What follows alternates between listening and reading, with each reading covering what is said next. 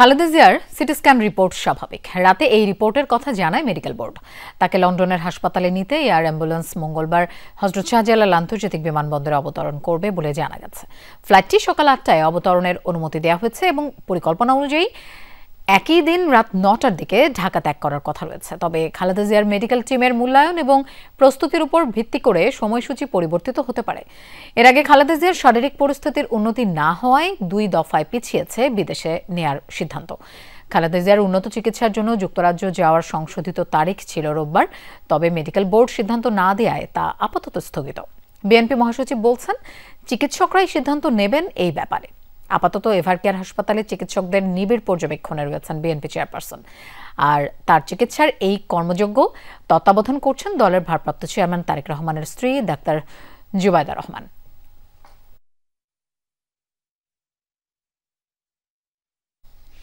এভারকেয়ার হাসপাতালের সামনে আছেন আমাদের সহকর্মী আরিফুর রহমান সবুজ। আমরা তার কাছে যাচ্ছি। সবুজ, খালেদা জিয়ার শারীরিক অবস্থা সম্পর্কে নতুন কোনো তথ্য আছে কিনা সেটা একটু জানতে চাই।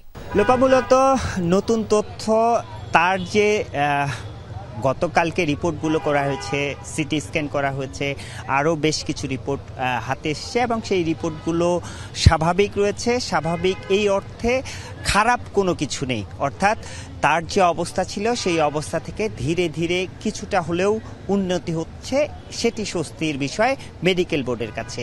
এবং মেডিকেল বোর্ড যেটি বলছে যে সেই রিপোর্টগুলো নিয়ে আজকে আবারও মেডিকেল বোর্ডের যে সদস্যরা রয়েছেন, মেডিকেল বোর্ডের সদস্যরা মূলত সার্বক্ষণিক তার চিকিৎসার দিকে নজর রাখছেন, সেটি দেখছেন।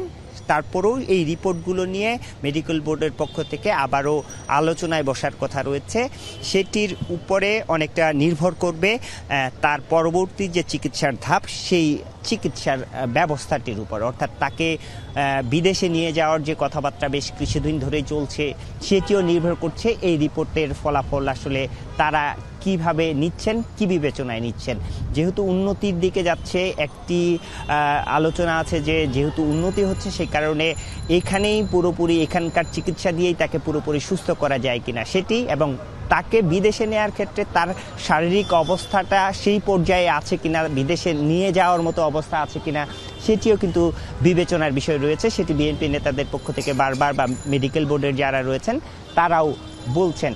তো সব কিছু মিলে এর মধ্যেই প্রস্তুতিও নিয়ে রাখা হয়েছে বিদেশে নিয়ে যাওয়ার, এবং এরই অংশ হিসাবে শাহজালাল আন্তর্জাতিক বিমানবন্দরে যে এয়ার অ্যাম্বুলেন্সটি আসার কথা রয়েছে আগামীকালকে সেই অনুমতিও নিয়ে রাখা হয়েছে। সেই হিসাব করে এখন আজকের উপর নির্ভর করবে যে তার শারীরিক অবস্থা কতটুকু উন্নতি হয়েছে, কি অবস্থায় আছে, বা বাইরে নিয়ে যাওয়ার মতো তার অবস্থাটি রয়েছে কিনা। সার্বিক বিষয়টি আসলে ব্রিফ করলেই বোঝা যাবে। আমরা যেই সূত্রগুলো থেকে খবর পাচ্ছি সেটি অসমর্থিত সূত্র, বিভিন্ন মাধ্যম থেকে আমরা খবরাখবর নেওয়ার চেষ্টা করছি। হয়তো আজকে সন্ধ্যার দিকে বা বিকালের পরে একটি ব্রিফ হওয়ার কথা রয়েছে ডক্টর জাহিদ, সেই ব্রিফে সব জানা যাবে। ধন্যবাদ সবুজ আমাদের সাথে যোগ দেওয়ার জন্য।